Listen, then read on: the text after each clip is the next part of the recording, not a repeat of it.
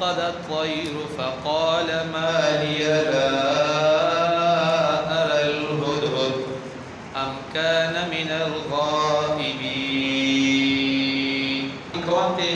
اس کے بارے میں ایک بات ہے کہ سلیمان علیہ السلام ایک پیغمبر اور نبی تھے. حضرت داؤد علیہ السلام کے بیٹے تھے. حضرت داؤد علیہ السلام خود وقت کے نبی پیغمبر تھے, اللہ کے بھیجے ہوئے پیغمبر تھے, اور ان کی 17 یا 18 بیٹے تھے. 17 اور 18 بیٹوں میں سے اللہ تبارک و تعالی نے سلیمان علیہ السلام کو بھی پیدا کیا تھا, اور اسی کو اللہ تبارک و تعالی نے پھر نبوت کا علم, پیغمبری کا علم, شریعت کا علم عطا فرمایا. چنانچہ قرآن مجید میں اللہ فرماتے ہیں وَوَرِثَ سُلَيْمَانُ دَاوُودَ, اللہ تبارک و تعالی نے سلیمان علیہ السلام کو داؤد علیہ السلام کا وارث بنایا. یہ جو وارث بنایا وراثت سے مراد یہاں پہ میراث فی العلم مراد ہے. نبوت کا علم عطا فرمایا, شرعیت کا علم عطا فرمایا, پیغمبر کا جو علم تھا وہ عطا فرمایا. یعنی جیسے باپ پیغمبر تھے, نبی تھے, ایسے ہی ان کی 17 اور 18 بیٹوں میں سے ایک بیٹا پیغمبر اور نبی بن گئے. ان کا نام تھا سلیمان علیہ السلام.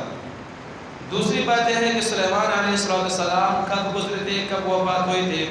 مفسرین بات یہ ہے کہ نبی پاک صلی اللہ علیہ وسلم کی ولادت سے 1700 سال قبل, یعنی 1000 سال اور 1700 سال قبل سلیمان علیہ السلام دنیا سے تشریف لے گئے, اور نبی پاک صلی اللہ علیہ وسلم اس کے بعد ولادت مبارک ہو گئی.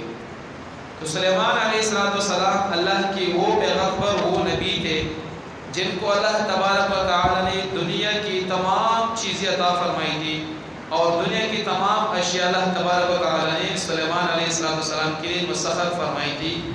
اس سے قبل اور اس کے بعد کسی بھی پیغمبر, کسی بھی نبی کے لیے اللہ تبارک و تعالی نے یہ حکمت, حکومت, سلطنت اور بادشاہی نہیں عطا فرمائی تھی جو حکومت, سلطنت اور بادشاہی اللہ نے سلیمان علیہ السلام کو عطا فرمائی تھی. دنیا کے اندر جنات ہو, حیوانات ہو, انسانات ہو, سمندری مخلوق ہو, ہوا ہو, جو بھی چیزیں ہیں اللہ تبارک و تعالی نے سارے کے سارے سلیمان علیہ السلام کے لیے مسخر فرمائی تھی. سلیمان علیہ السلام اگر ہوا کو حکم فرماتے تو ہوا اس کے حکم سے چل جاتی تھی, اس کے تخت کو اڑا کے دوسرے ملک لے جاتے تھے. اگر جنات کو حکم فرماتے تو جنات اس کے حکم کے مطابق دنیا کے مشکل سے مشکل ترین کام کیا کرتے تھے. اگر سمندری مخلوق کو بھی اشارہ فرماتے تو سمندری مخلوق آپ کے بات ماننے کے لیے تیار تھے. انسان کو چھوڑ کے یہاں چھوٹی سی ایک چیز مخلوق ہے, وہ بھی اس کی بات ماننے کے لیے تیار تھے. غرض یہ کہ دنیا کے اندر جتنی بھی اشیاء اللہ نے فائدہ فرمائی ہے وہ سارے کے سارے سلیمان علیہ السلام کے حکم کے مطابق اللہ کے امر سے چلتے تھے, بات مانتے تھے.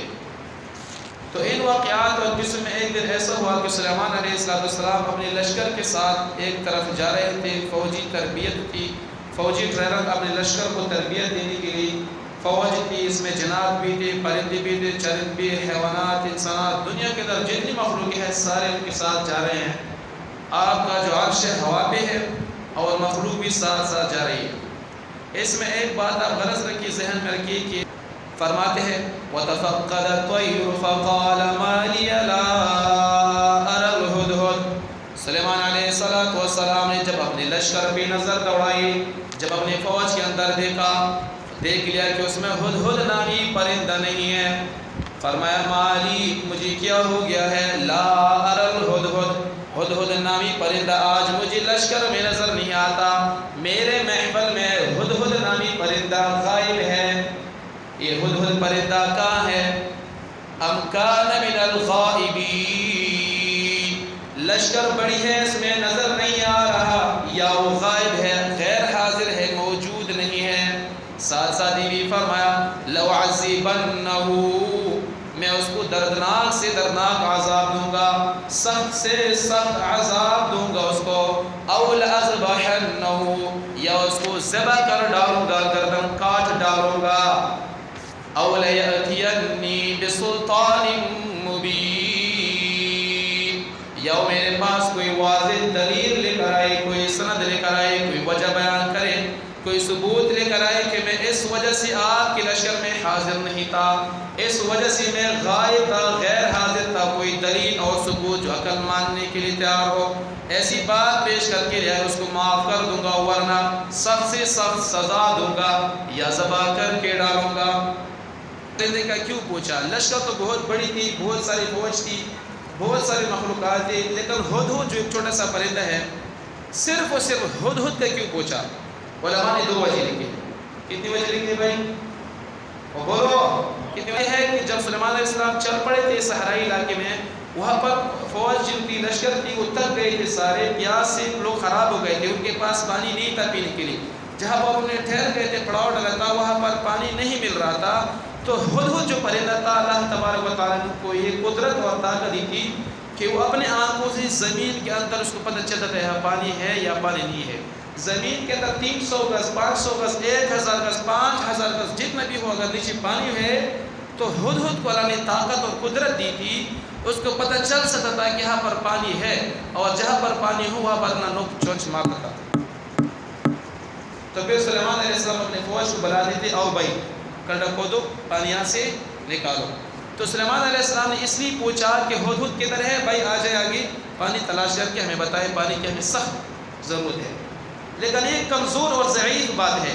اصل جو علماء نے بات لکھی ہے وہ بات یہ ہے کہ سلیمان علیہ السلام نے اپنے لشکر میں ہدہد کا اس لیے پوچھا کہ ہدہد نامی پرندہ ایک تعداد میں کم تھا، سب سے کم تعداد ہدہد، اور دوسرے کے جسم کی اعتبار سے بھی چھوٹا سا پرندہ تھا، قوت اور طاقت کے اعتبار سے بہت کمزور تھا۔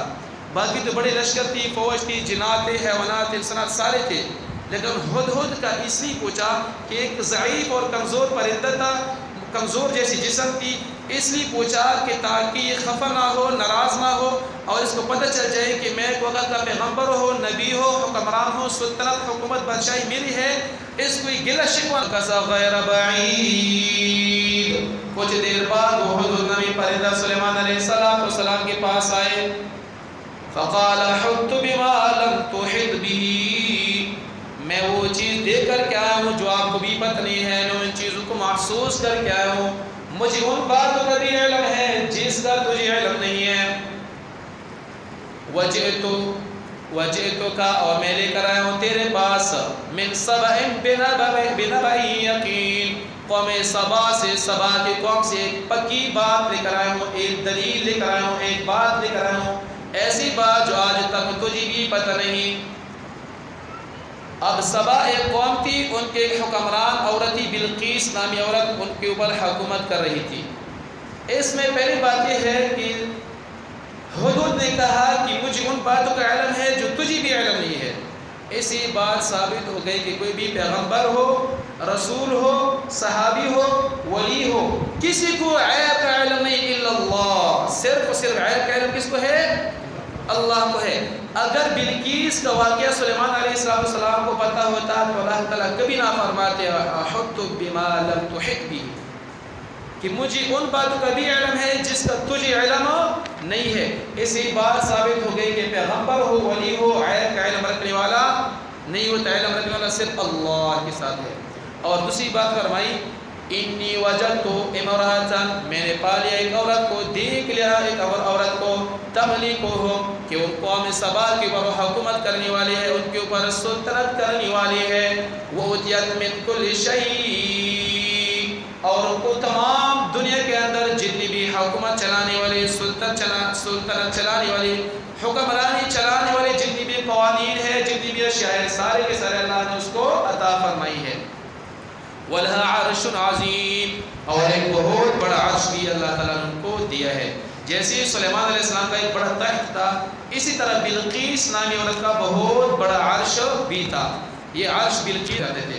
وَجَدْتُهَا وَقَوْمَهَا يَسْجُدُونَ لِلشَّمْسِ، آگے ہدہد کہتے ہیں کہ میں غائب تھا، وہاں بھی گیا تھا بلقیس کے پاس، اور بلقیس اور ان کی جتنی بھی پوری قوم ہے وہ یسجدون للشمس، سورج کی پجاری ہے۔